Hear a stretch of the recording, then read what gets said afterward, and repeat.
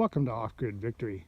So deer season is upon us, and hunting deer in the woods off-grid represents a couple of different challenges, right? Living off-grid is definitely not glamorous, as some of these naked people on YouTube like this type to show off. At any rate, water is a definite commodity, something that has to be saved. And sometimes, yeah, you don't have access to it where you are, right? So inevitably, it's going to get messy. And for deer, what do you do with all of those parts, right? Like the tissue and the organs that are going to come out, and even the blood. The main thing is, yeah, you want to try to dispose of the blood so that critters don't come and get it, right? And so we end up normally burying it, but in the wintertime, especially when the dirt is kind of hard, it's very difficult to dig, right?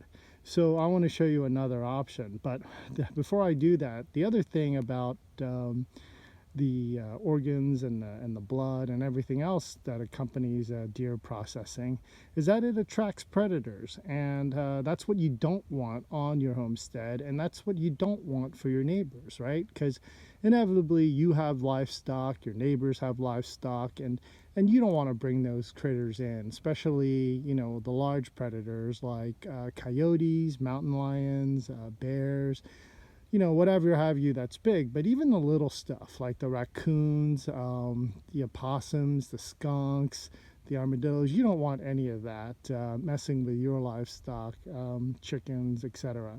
So the way that I like to do it is properly dispose of deer and the carcass this way. So after I butcher it, what I do is I throw it into here, and that is my burn barrel. And as you can see, I had to relight it because there's some extra stuff that I want to burn. But anyway, I want to completely burn off all the tissue.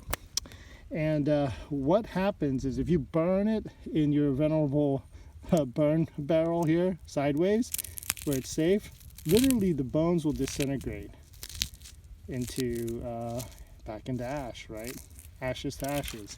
So anyway, yeah, that's what I do on my property, and that's what I would recommend for the homesteader.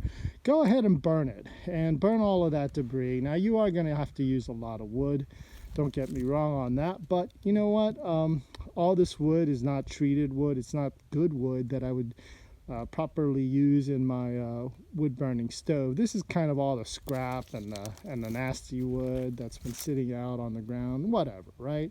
So burn that with the disposal of your deer carcass. So that way everything will be good and everything will be clean, because ultimately fire does clean.